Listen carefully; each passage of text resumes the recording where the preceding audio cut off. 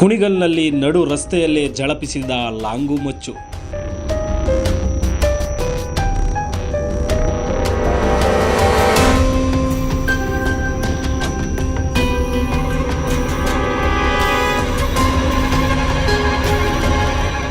ತುಮಕೂರು ಜಿಲ್ಲೆ ಕುಣಿಗಲ್ ಪಟ್ಟಣದ ತುಮಕೂರು ರಸ್ತೆಯಲ್ಲಿ ಲಾಂಗು ಮಚ್ಚಿನಿಂದ ಒಡೆದಾಡಿಕೊಂಡ ಯುವಕರ ತಂಡ.